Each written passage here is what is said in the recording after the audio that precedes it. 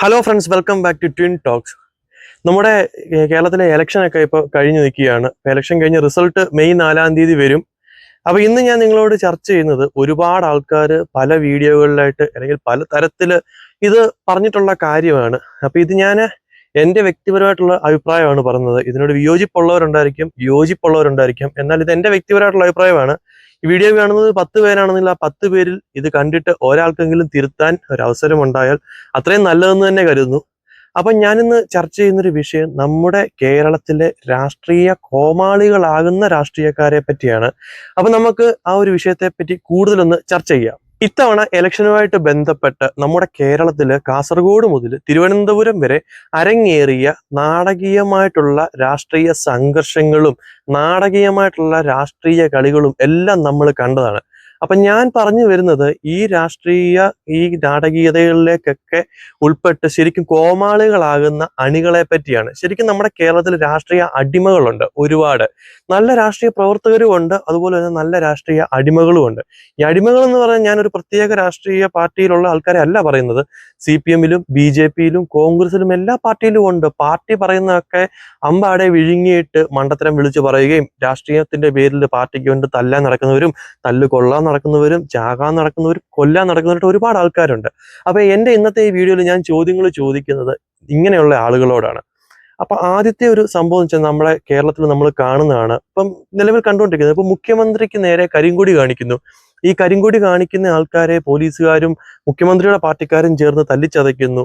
അപ്പൊ ഞാൻ ഒരു സംശയമാണ്, ഇത് ശരിയാണ്, പ്രതിഷേധങ്ങൾ ഉയർത്താം. ഇങ്ങനെ മുഖ്യമന്ത്രിയെ കരിങ്കൊടി കാണിക്കുന്നത് കൊണ്ട് വെറും ഒരു പ്രതിഷേധം ഉയർത്തുന്നുണ്ട് അവിടെ ഒന്നും നേടിയെടുക്കുന്നതായിട്ട് ഞാൻ കാണുന്നില്ല.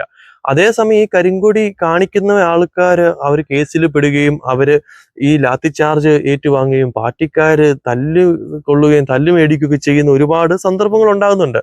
അപ്പൊ ഇവരുടെ ജീവിതത്തിൽ ഇവർക്ക് കിട്ടുന്നത് കുറെ കേസുകളും തല്ലുകളിലും ഒക്കെയാണ്. എന്നാൽ മാതൃകാപരമായിട്ട് പല സമര രീതികളും മറ്റുണ്ട്. കാരണം നമുക്കറിയാം, എത്രയൊക്കെ ഇങ്ങനെ കരിങ്കൊടിയൊക്കെ കാണിച്ചെന്ന് പറഞ്ഞാലും ഭരണപക്ഷത്തിരിക്കുന്നവർക്ക് അതൊന്നും അവർ മൈൻഡ് പോലും ചെയ്യത്തില്ല. അതുകൊണ്ട് കരിങ്കൊടി കാണിച്ചിട്ട് ഇന്ന് വരെ എന്തെങ്കിലും ഒന്ന് നേടിയെടുത്തതായിട്ട് നമ്മുടെ കേരളത്തിലെ രാഷ്ട്രീയത്തിൽ ഉണ്ടായിട്ടുമില്ല. പിന്നെ രണ്ടാമത്തെ ഒരു കാര്യം, കേരളത്തിൽ കണ്ടുവരുന്ന ഇപ്പൊ കുറവാണ്, നേരെ കണ്ടുവന്നുകൊണ്ടിരുന്നൊരു കാര്യമാണ് രാഷ്ട്രീയ കൊലപാതകങ്ങൾ. നമ്മുടെ കേരളത്തിൽ ഒരുപാട് രാഷ്ട്രീയ കൊലപാതകങ്ങളുണ്ട്. 200, 300 അതിനൊക്കെ മുകളിലാണ് രാഷ്ട്രീയ കൊലപാതകങ്ങൾ നമ്മുടെ കേരളത്തിൽ ഉണ്ടായിട്ടുള്ളത്. നമ്മളൊന്ന് ഓർക്കണം, ഈ രാഷ്ട്രീയ കൊലപാതകങ്ങൾ കൊണ്ട് ഈ കൊന്നവർക്കോ അല്ലെങ്കിൽ ഈ മരിച്ചവർക്കോ അവരുടെ പാർട്ടിക്ക് ആ ഒരു കൊലപാതകം കൊണ്ട് എന്തെങ്കിലും നേട്ടം ഉണ്ടായിട്ടുണ്ടോ എന്ന്. അതേസമയം മരിക്കുന്ന ആളുകളുടെ പാർട്ടിക്ക് ഉണ്ടാകുന്നൊരു നേട്ടം എന്ന് വെച്ചാൽ ഒരു രക്തസാക്ഷിയെ കിട്ടി, അല്ലെങ്കിൽ ഒരു ബലിദാനിയെ കിട്ടി, ആ ഒരു പേരിൽ കുറച്ച് സഹതാപവും കാര്യങ്ങളൊക്കെ കിട്ടും. പക്ഷെ കൊല്ലുന്നവരുടെ കാര്യം ചിന്തിച്ചു നോക്കുക. ഒരു കേസിൽ 10ഉം 15ഉം പേരൊക്കെയാണ് ഒരു രാഷ്ട്രീയ കൊലപാതകത്തിൽ പ്രതികളാകുന്നത്. ആ 15 പേരും അവരുടെ ജീവിതകാലം മുഴുവനും ജയിലുകളിലാണ് കഴിയുന്നത്. എന്നാൽ ഇവരെ ഈ രാഷ്ട്രീയ കൊലപാതകത്തിനകത്ത് പറഞ്ഞു വിട്ട നേതാക്കളോ, അവരൊക്കെ സുഖമായിട്ട് അവരുടെ വീട്ടില് ഭാര്യയും മക്കളും ഒക്കെ ആയിട്ട് സുഖിച്ച് ജീവിക്കുന്നു. അവരുടെ മക്കളൊക്കെ അമേരിക്കയിലും ലണ്ടനിലും ഒക്കെ പോയി നല്ല രീതിയിലൊക്കെ പഠിച്ച് നല്ല ജോലിയൊക്കെ ചെയ്ത് ജീവിക്കുന്നു.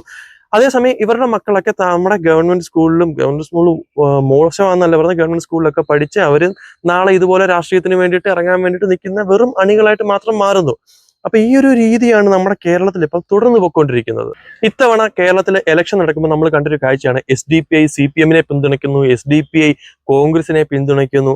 SDPI എന്നൊരു പാർട്ടിയെ വിമർശിച്ചുകൊണ്ടുള്ള അല്ലെങ്കിൽ പാർട്ടി ചെയ്യുന്ന കാര്യങ്ങൾ നല്ലതാണെന്നോ മോശമാണെന്നോ അല്ല ഞാൻ പറയുന്നത്.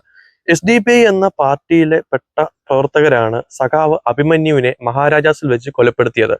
അതേ അഭിമന്യു പ്രവർത്തിച്ചിരുന്ന CPM-IM, അതായത് LDF മാർക്സിസ്റ്റ് പാർട്ടിയാണ് SDPI-യുടെ കൂടെ ചേർന്ന് ഇത്തവണ ഇലക്ഷന് മത്സരിച്ചത് പല സ്ഥലങ്ങളിലും. അപ്പൊ നമ്മൾ മനസ്സിലാക്കേണ്ട, SDPI-യുടെ പിന്തുണയോടുകൂടി അവര് മത്സരിക്കുമ്പോൾ സഖാവ് അഭിമന്യു വർഗീയത തുലയട്ടെ എന്ന് എഴുതിയതിന്റെ പേരിൽ അവിടെ മരണപ്പെട്ടപ്പോൾ നഷ്ടപ്പെട്ടത് എന്താണ്? ആ കുടുംബത്തിന് മാത്രം. അല്ലെങ്കിൽ അഭിമന്യു ഉയർത്തിപ്പിടിച്ച ആശയങ്ങൾക്കോ അഭിമന്യുവിന്റെ രാഷ്ട്രീയ മൂല്യങ്ങൾക്കോ ഒന്നും അവിടെ വില കൽപ്പിക്കപ്പെട്ടില്ല. കാരണം അഭിമന്യുവിനെ പോലെ ഒരാളെ കൊലപ്പെടുത്തി, അല്ലെ സ്വന്തം പാർട്ടിയിൽപ്പെട്ട ഒരാളെ കൊലപ്പെടുത്തിയവരുടെ കൂടെ നേതാക്കൾ അണിചേർന്നു. കാരണം അവർക്ക് വോട്ടാണ് പ്രധാനം, അല്ലെങ്കിൽ അവർക്ക് ഭരണം വേണം. അപ്പൊ ഈ ഭരണത്തിരിക്കുന്ന ഇപ്പം നമ്മുടെ കേരളത്തിൽ ഭരിക്കുന്ന മുഖ്യമന്ത്രിമാര്, അല്ലെങ്കിൽ പ്രതിപക്ഷത്തിരിക്കുന്നവര്, അല്ലെങ്കിൽ ഇപ്പൊ BJP-യുടെ നേതാക്കൾ, ഇവരുടെയൊക്കെ മക്കളെ നമ്മൾ എടുത്ത് നോക്കിയാൽ മതി. ഇവരൊക്കെ ഉന്നതരായിട്ട് പല രാജ്യങ്ങളിൽ പല രീതിയിലും നല്ല രീതിയിൽ ജീവിക്കുന്നു. അഭിമന്യുവിനെ പോലുള്ളവരും ഈ പാർട്ടിക്ക് വേണ്ടിയിട്ട് കിടന്ന് തല്ലുകൊള്ളുന്നവരൊക്കെ നാട്ടിൽ കിടന്ന് ഇതുപോലെ എന്തിനാണ് അവർ പാർട്ടിയിൽ പ്രവർത്തിക്കുന്നതെന്ന് പോലും അറിയാണ്ട് ജീവിച്ചുകൊണ്ടിരിക്കുന്നു. ഇപ്പൊ ഞാൻ അഭിമന്യുവിന്റെ ഒരു ഉദാഹരണം പറഞ്ഞു തന്നെ, അദ്ദേഹത്തെ സംബന്ധിച്ചിടത്തോളം നല്ലൊരു വിദ്യാർത്ഥിയായിരുന്നു, പഠിക്കാൻ മിടുക്കനായിരുന്നു, മഹാരാജാസിൽ പഠിച്ചു, വർഗീയത തുലയട്ടെ എന്ന് എഴുതിയതിന്റെ പേരിൽ SDPI പ്രവർത്തകർ അദ്ദേഹത്തെ കൊലപ്പെടുത്തി. ആ SDPIയുടെ കൂട്ടത്തിൽ അദ്ദേഹത്തിന്റെ പാർട്ടി ചേർന്ന് ഇലക്ഷന് അല്ലെങ്കിൽ പാർട്ടിയുടെ സപ്പോർട്ടോടുകൂടി മത്സരിക്കുമ്പോൾ നിങ്ങളൊന്ന് ചിന്തിച്ചു നോക്കണം, ആ ആത്മാവിന് പോലും എന്തൊരവസ്ഥയാണ് ഉണ്ടാകുന്നതെന്ന്. അതേപോലെ തന്നെയാണ് നമ്മുടെ കേരളത്തിൽ നടന്നുകൊണ്ടിരിക്കുന്ന പല കാര്യങ്ങളും. രാഷ്ട്രീയ കൊലപാതകങ്ങളുടെ പേര് അതൊക്കെ പോട്ടെ, നമുക്കതൊക്കെ കേരളം മടുത്ത കാര്യമാണ്. ഇപ്പൊ കുറച്ച് നാളായിട്ട് അത് കാണാനില്ല. എന്നാലും ഇപ്പൊ പാർട്ടിയിൽ അല്ലെങ്കിൽ പാർട്ടിയിലെ അണികളിൽ കണ്ടുവരുന്ന മറ്റൊരു കാഴ്ചയാണ്, സ്വന്തം പാർട്ടി എന്ത് ചെയ്താലും അതിനെ അംഗീകരിക്കുക അല്ലെങ്കിൽ അതിനെ നിസ്സാരവൽക്കരിക്കുന്ന ഒരു കാഴ്ച. അത് സ്വന്തം പാർട്ടിയിലെ ആൾക്കാരെ പീഡിപ്പിക്കപ്പെട്ടാലും അല്ലെങ്കിൽ പീഡിപ്പിച്ചാലും അല്ലെങ്കിൽ അഴിമതി കാണിച്ചാലും അതിനെല്ലാം ന്യായീകരിച്ചുകൊണ്ട് വരുന്ന ഒരു രീതി. പിന്നെ നമ്മുടെ നാട്ടിൽ കണ്ടുവരുന്ന ഒരു കാഴ്ചയാണ് ഈ നിസ്സാരവൽക്കരിക്കപ്പെട്ട കാര്യങ്ങൾ, പാർട്ടിയിൽ നിസ്സാരവൽക്കരിക്കപ്പെടുന്ന കാര്യങ്ങൾ മറ്റുള്ളവരിലേക്ക് എത്തുന്നത്, ഈ ഒരു പാർട്ടിയിലും പെടാണ്ട് നടക്കുന്ന ആളുകളിലേക്ക് എത്തുന്നത് ഈ അടിമകളായിട്ടുള്ള രാഷ്ട്രീയക്കാരുടെ രീതിയിലൂടെയാണ്. അതുകൊണ്ട് നമുക്ക് ഉണ്ടാകുന്ന ഒരു കാര്യം എന്ന് വെച്ചാൽ, ഇപ്പൊ ഏത് പാർട്ടിയെ വിശ്വസിക്കണം എന്നുള്ള കാര്യം അറിയാതെ നിൽക്കുകയാണ് സാധാരണക്കാരായിട്ടുള്ള ജനങ്ങൾ. കാരണം ഏതാണ് സത്യം ഏതാണ് കള്ളം എന്നുള്ളവർ തിരിച്ചറിയാൻ പറ്റുന്നില്ല. മാധ്യമങ്ങൾക്ക് ഇതിനകത്ത് വലിയൊരു പങ്കുണ്ട്. അതുപോലെ തന്നെ സൈബറിടങ്ങളിൽ കൊണ്ടുവരുന്ന ന്യൂസുകൾ, മറ്റ് പ്രചരിപ്പിക്കുന്ന വാർത്തകൾ, ഇതിനകത്തൊന്നും നമുക്ക് വിശ്വാസ്യത ശരിക്കും പറഞ്ഞാൽ നഷ്ടപ്പെട്ടിരിക്കുകയാണ്. അപ്പൊ ഇനിയും വരുന്ന കാലത്തെങ്കിലും നല്ല രാഷ്ട്രീയ പ്രവർത്തകർ നമ്മുടെ കേരളത്തിൽ ഉണ്ടാകട്ടെ എന്ന് നമുക്ക് ആഗ്രഹിക്കാം. അപ്പൊ എൻ്റെ ഒരു ചെറിയൊരു ആഗ്രഹമാണ്, ഇനിയുള്ള കാലമെങ്കിലും നമ്മുടെ നാട്ടിൽ ഈ രാഷ്ട്രീയത്തിന്റെ പേരിൽ തല്ലുകൊള്ളുന്നതും രാഷ്ട്രീയത്തിന്റെ പേരിൽ കൊലപാതകങ്ങൾ നടത്തുന്നതും രാഷ്ട്രീയത്തിന്റെ പേരിൽ വിദ്വേഷങ്ങളും മറ്റും പ്രചരിപ്പിക്കുന്നതും ഒക്കെ നിർത്തട്ടെ എന്നുള്ള കാര്യം. അപ്പൊ ഈ വീഡിയോ കാണുന്ന ഓരോരുത്തരും ചിന്തിച്ചു നോക്കുക, നിങ്ങളുടെ പാർട്ടി നേതാക്കൾ അവരുടെ മക്കളും അവരുടെ കൂട്ടത്തിലുള്ളവരും ഒക്കെ ഇന്ന് എവിടെയാണ് നിൽക്കുന്നത്, അല്ലെങ്കിൽ നിങ്ങളുടെ സ്ഥിതി എന്താണെന്നുള്ള കാര്യം 100 അല്ല 1000 വട്ടം ചിന്തിക്കുക. അങ്ങനെ ചിന്തിച്ചിനി മുന്നോട്ട് പോവുക. രാഷ്ട്രീയത്തിന്റെ പേരിൽ നിങ്ങളുടെ ജീവിതം തൊലയ്ക്കാതിരിക്കുക.